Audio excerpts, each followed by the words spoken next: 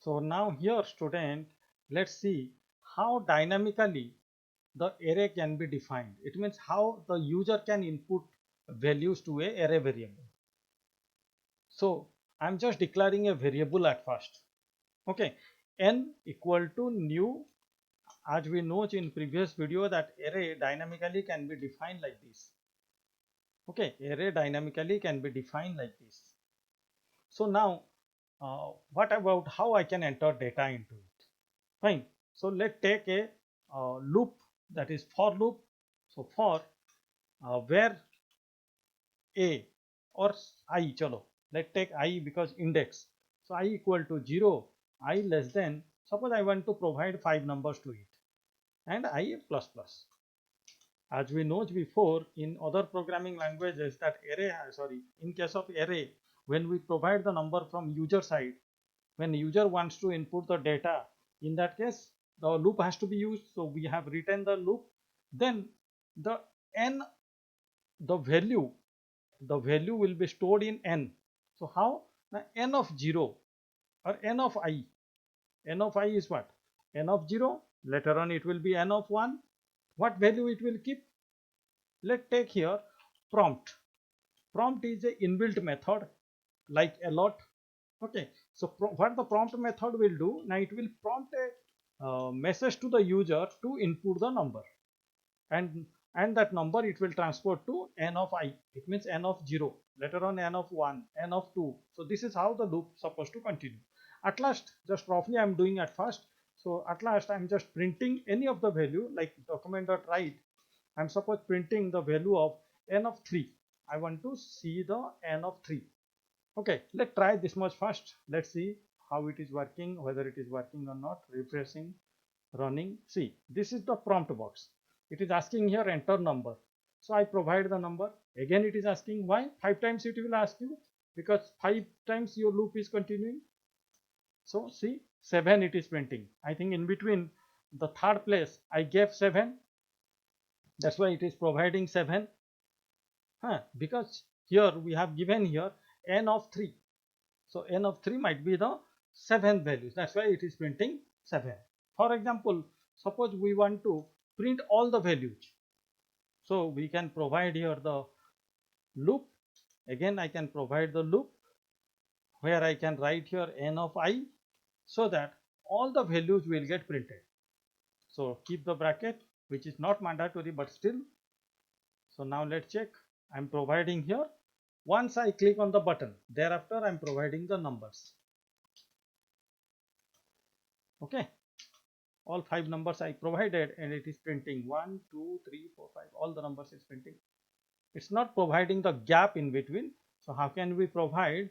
Just use here plus, and within the double quote you have to write ampersand NBSP.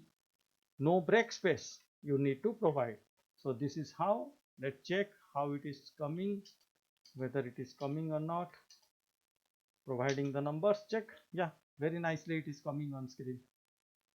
Okay, so this is how the array can be inputted using the prompt function, prompt method in JavaScript, and can be kept in an array variable, which already we didn't define the size of the array. So as much as we wish to print, we can we wish to input, we can input. Thereafter we simply just printed them.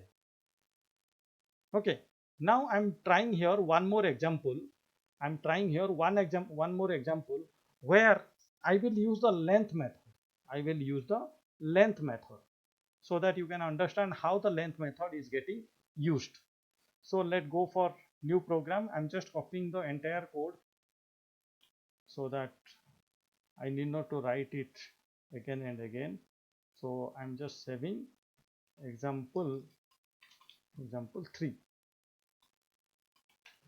example 3.html. Fine, here I'm just pasting, and what I want to use here now, dynamically as well as the length method. I'm using here length method. So what the purpose here you see? Suppose the number is already given. Suppose the number, in this case, suppose the numbers are given here already. How? Suppose it is given computer. Number is already given before. thereafter it is given suppose 34, thereafter given 54.23, thereafter it is given science. Okay, again it is given suppose uh, say some integer variable that is 56. So let it be like this. So now how I want to print all this number, I want to print all this number. So how my loop will recognize that how many values are here? That is the motto of doing this program. Okay, but we know that the value will start from what? Range will start from what? 0, and will continue till what? That we are not sure about it.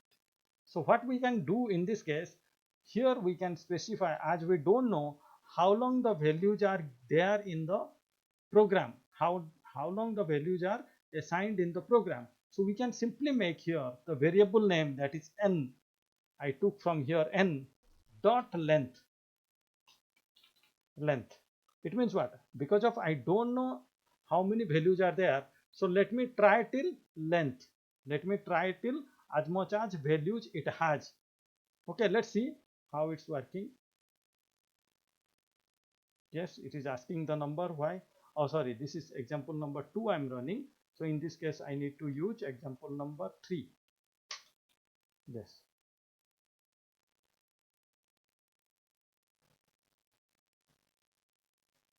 No, there is error. It means some places we made mistake, I think so. Just let's check.